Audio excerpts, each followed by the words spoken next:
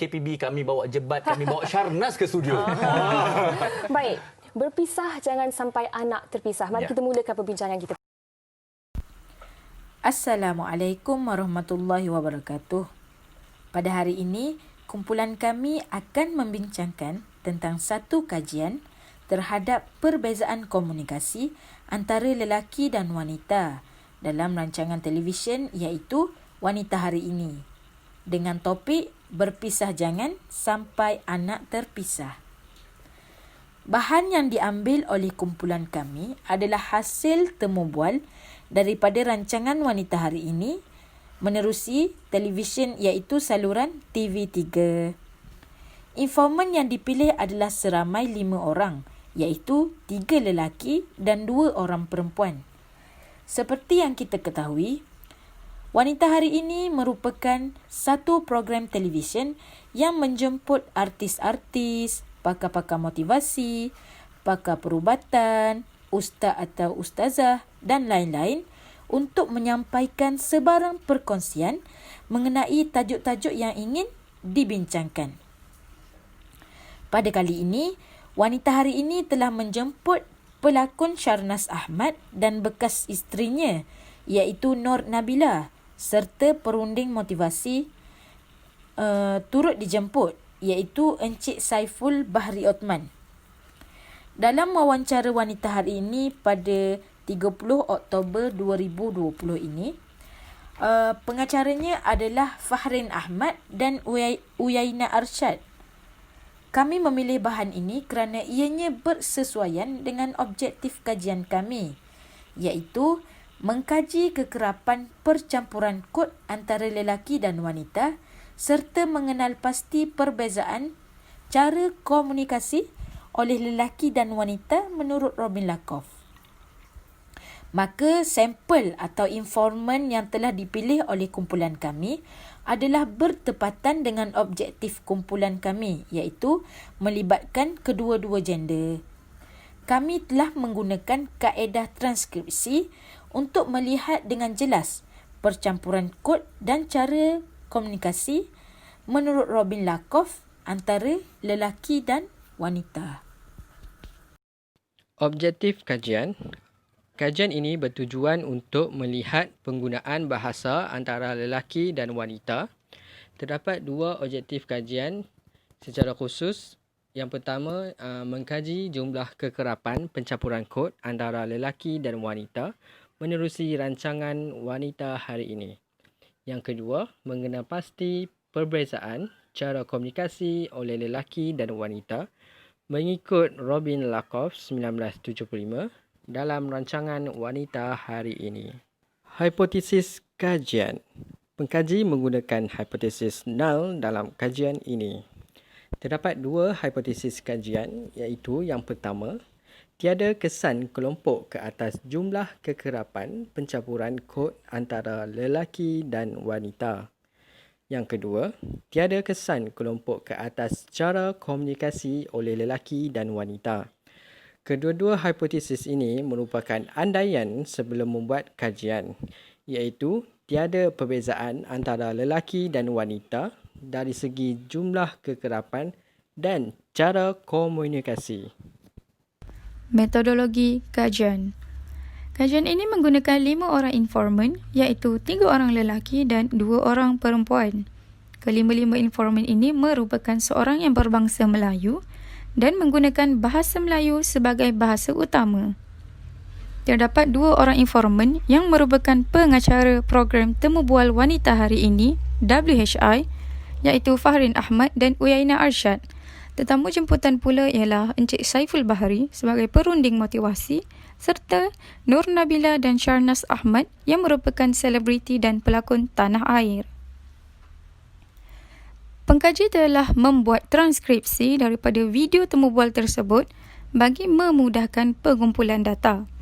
Perkataan yang menggunakan percampuran kod daripada bahasa Inggeris dan bahasa Arab mudah dilihat apabila menggunakan kaedah ini.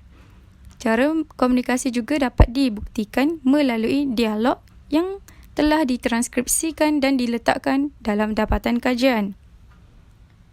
Kajian dijalankan dengan menggunakan kaedah kuantitatif untuk mendapatkan data bagi melihat perbezaan penggunaan percampuran kod dan cara komunikasi antara informan lelaki dan wanita.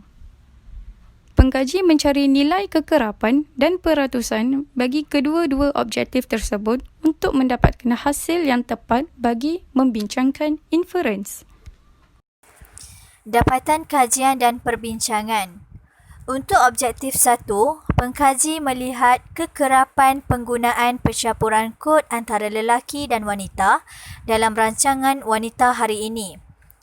Di sini kami paparkan 5 jadual penggunaan pencampuran kod bagi setiap individu.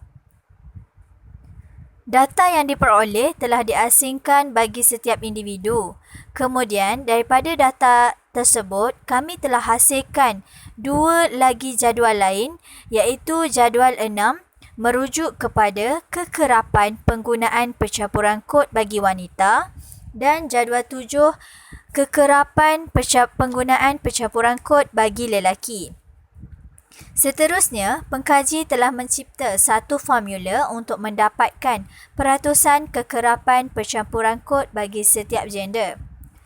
Formula tersebut adalah dengan jumlah pencampuran kod akan dibahagikan dengan kekerapan pencampuran kod darab dengan 100. Bagi gender wanita, sebanyak 60 patah perkataan daripada pencampuran kod dibahagikan dengan 169 kekerapan darab dengan 100 dan mendapat peratusannya adalah sebanyak 35.50%. Untuk gender lelaki pula, sebanyak 65 bahagi dengan 115 darab dengan 100 dan peratusan penggunaan pencampuran kod bagi peratusan kekerapan pencampuran kod bagi lelaki adalah sebanyak 56.52%. Oleh itu, melalui hasil kajian kami ini, kami mendapati peratusan kekerapan penggunaan pencampuran kod antara lelaki dan wanita adalah berbeza dan jumlah perbezaan tersebut adalah sebanyak 20%. Seperti yang diterangkan pada awal pembentangan, pencampuran kod yang digunakan adalah dari bahasa Inggeris dan bahasa Arab. Pengkaji mendapati penggunaan pencampuran kod bahasa Inggeris diguna pakai oleh kedua-dua gender, manakala bagi pencampuran kod untuk bahasa Arab hanya digunakan oleh gender lelaki sahaja. Oleh itu, perkara ini menjadi salah satu faktor kepada lebihan bilangan perkataan pencampuran kod yang digunakan oleh lelaki berbanding wanita. Di samping itu, pengkaji mendapati informan wanita kerap menggunakan pencampuran kod bagi merujuk kepada kata ganti diri seperti I dan you. Sebanyak 49 kali pengulangan untuk kata I dan 27 kali pengulangan untuk pencampuran kod you. Berbeza pula untuk informan lelaki, pengulangan kata hubung so lebih tinggi digunakan berbanding pencampuran kod yang lain, iaitu sebanyak 29 kali. Pencampuran kod yang lain hanya digunakan ataupun diulang sekitar 1 hingga 7 kali sahaja. Secara kesimpulan, pengkaji beranggapan bahawa informan lelaki lebih santai ketika berkomunikasi sehingga mengurangkan ataupun kurang menitik beratkan aspek bahasa dan tata bahasa. Tambahan pula, rancangan temu buat ini adalah rancangan spontan dan perkara ini menyebabkan informan lebih selesa menggunakan bahasa yang santai ketika berkomunikasi. Kita teruskan perbincangan kepada objektif kedua, iaitu mengenai pasti perbezaan cara komunikasi oleh lelaki dan wanita mengikut Robilakoff dalam rancangan wanita hari ini. Jadual yang dipaparkan menunjukkan kekerapan penggunaan ciri kebahasaan yang diperkenalkan oleh Lakoff. Pada tahun 1975, Lakoff telah memperkenalkan 10 ciri kebahasaan wanita. Ciri yang diperkenalkan oleh Lakoff ini sememangnya dikhususkan untuk wanita kerana menurut beliau, wanita lebih cenderung dalam komponen bahasa yang berunsurkan emotif berbanding lelaki. Setiap ciri-ciri yang dinyatakan oleh Lakoff ini sepatutnya wanita lebih cenderung dan banyak menggunakannya. Tetapi berdasarkan kajian yang dilakukan ini, lelaki lebih tinggi atau kerap terlibat dengan ciri tersebut. Berdasarkan pemerhatian yang dilakukan, terdapat 8 daripada 10 ciri yang dikenal pasti telah digunakan oleh informan dalam kajian kami. 8 ciri kebahasaan menurut Lakoff yang dapat dikenal pasti dalam kajian ini adalah empty adjective, question intonation, H intensifier, hypercorrect grammar, super polite form, tag questions dan emphatic stress. Manakala 2 ciri yang tidak digunakan oleh informan dalam kajian ini adalah colour words dan avoidance of strong swear words. 2 ciri yang tidak digunakan ini adalah disebabkan temu bual ini lebih kepada situasi formal dan membincangkan isu keluarga. Jadi perbualan yang dihasilkan lebih kepada penggunaan perkataan yang sopan, mudah difahami oleh pendengar atau penonton dan tidak kasar. Pengkaji menjangkakan ciri kebahasa yang diperkenalkan oleh Lakoff ini akan menunjukkan wanita lebih banyak menggunakannya dalam kajian ini. Namun begitu, perkara sebaliknya berlaku apabila golongan lelaki lebih kerap menggunakan ciri tersebut. Hal ini demikian kerana informan lelaki lebih ramai berbanding wanita yang menyebabkan golongan lelaki mendominasi perbualan tersebut. Selain itu, kedudukan sosial seseorang juga mempengaruhi cara mereka berfikir sekaligus mempengaruhi cara mereka berkomunikasi. Sebagai contoh, informan atau peserta komunikasi seperti Encik Saiful merupakan seorang perunding motivasi. Dan beliau sememangnya akan bertutur secara berlapik serta tidak kasar dan lebih kepada melihat skrip untuk menerangkan tentang hadis atau fakta yang dinyatakan.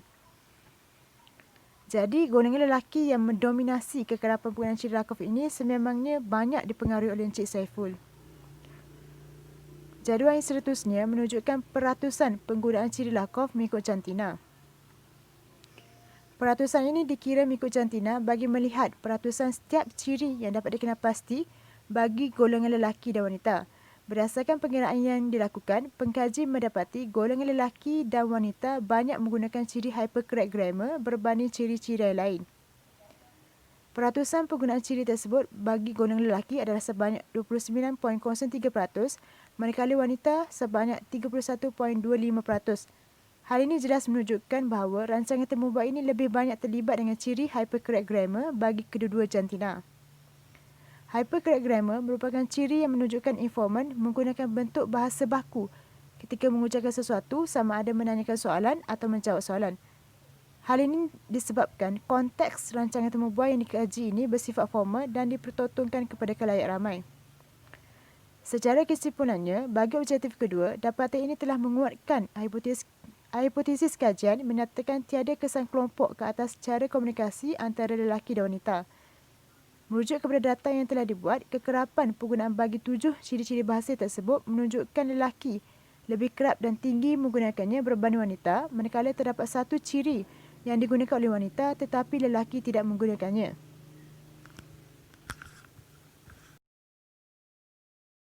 Kesimpulannya, hipotesis yang telah dibuat perlu ditolak kerana adanya perbezaan dalam hasil kajian di mana terdapat kesan kepada kelompok berkaitan kekerapan penggunaan percampuran kod antara lelaki dan wanita. Keadaan ini boleh dilihat apabila peratus kekerapan penggunaan percampuran kod bagi informan lelaki lebih tinggi berbanding informan wanita.